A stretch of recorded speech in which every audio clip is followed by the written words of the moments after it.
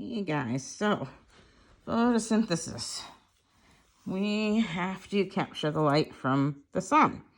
Well, we don't, but plants do. And they do it by capturing it with chlorophyll pigments. So the sunlight gets sent down. That sunlight energy goes down and hits a chlorophyll pigment. And then what happens is an electron in that chlorophyll pigment there gets energized, and it gets thrown from one chlorophyll pigment to another chlorophyll pigment to another chlorophyll pigment, because these chlorophyll pigments are trying to keep the electron from falling back towards the nucleus and releasing its energy as light and heat. We don't want to, the plants don't want to release it as light and heat. They want to use this energy to make glucose.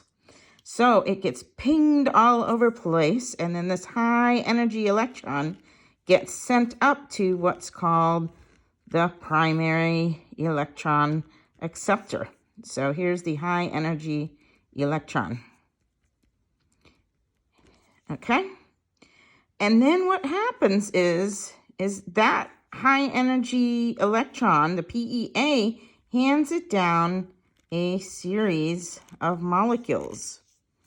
And each molecule in each step grabs the electron from the last one. So it's a series of oxidation and reduction steps, all the way until we get to another center in the chloroplast with chlorophyll, and the electron will end up there. But at that point, it's very low energy because it's lost a ton of energy being pulled from one molecule to another molecule to another molecule. So during this process, energy is getting released. Okay? And that energy is used to actively transport hydrogen from low concentration to high concentration in some membranes in the chloroplast. So this is active transport.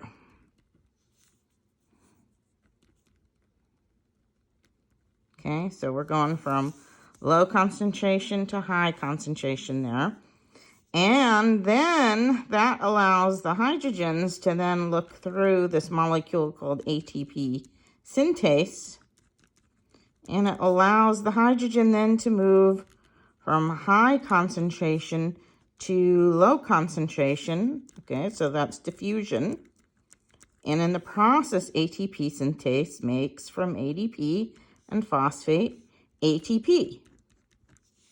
So you're probably like saying to yourself, well, wait a second, this looks awfully familiar to me. It should look very familiar too, because that's very similar to respiration. And so it's like, well, why are plants making ATP? Aren't plants supposed to make glucose? Well, the thing is with that is that plants want to make glucose, but they have to have an initial investment to do so, okay? It's like if you're building a business, you got to have some collateral, some money and such to build the business. Well, same thing here, is a little bit of ATP is needed to make the glucose. So this first step has to be done. This first zapping of light is only to give and provide energy for active transport of the hydrogens from low concentration to high concentration, so that way they will zip through the ATP synthase and make ATP. So it ends up low energy down here with a chlorophyll. So what are we going to do with this poor little thing? Well, we need the sun again, and the sun has to zap that low energy electron, and then the low energy electron gets zapped and gets thrown from one to another, hot potatoing again, because we don't want it to fall back towards a nucleus and release light and heat. And then what happens is that electron gets thrown and picked up by a molecule called NADP+. And it will pick up the electron. Okay, it'll pick up that electron. And on top of it all, it will pick up a hydrogen and it will become NADPH. So we've got a high energy electron now here, okay? We've got ATP here, so these are really important, right here and right here. And what happens is they enter into a cycle that basically it's not the light cycle. This whole thing here has been called the light cycle, and the other part is kind of called the dark cycle. And what it does, the dark cycle, is it takes the ATP energy, it takes the NADPH, and it takes a little bit of CO2, and guess what it makes? Glucose. So plants want to make glucose. I mean, sure, yeah, you could stop at ATP, couldn't you? Because that's what all life needs for energy in their cells. But we use glucose. Not we, but the plants use glucose to do two things. One, they use glucose to make starch. What for? What do you think? Store energy. Okay, the other thing that glucose is used for is to make cellulose, and that is building material. Okay, so that's building material there. So that whole process there does not require any light. No light is required. Needed. Okay, no light needed. And that all goes and makes the glucose that the plant can then use and either store for energy later or to use for building material.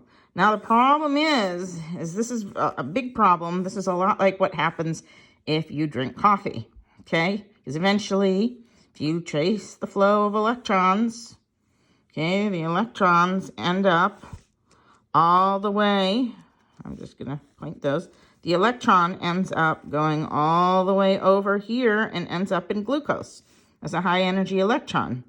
So where did that electron start from? Started from this chlorophyll that initially got zapped. So if that electron goes all the way through this and ends up being put into glucose, what's going to happen here over time? Like, for instance, if you're drinking coffee at home and you've got a bag of coffee and you keep going and getting another cup of coffee, what's going to happen eventually in that little bag? It's going to run out of coffee. And that's what happens here, is it runs out of electrons. So where are new electrons going to come from? They got to come from something. And, you know, when you see the equation, CO2 plus water makes the glucose and oxygen. You realize, okay, we've made glucose and we've used CO2 to make the glucose, but this hasn't been addressed yet. And the way we address that is we say, okay, water is going to provide new electrons, and in the process is going to break up into oxygen and hydrogens. Okay, so that's why plants need water for photosynthesis, is for this whole process to occur. So they've got to get that electron, get their coffee. They got to go to Starbucks and get a new bag of coffee, all right, that they can then use through this whole, you know, add the electrons in and replenish. That way they can keep on making the glucose.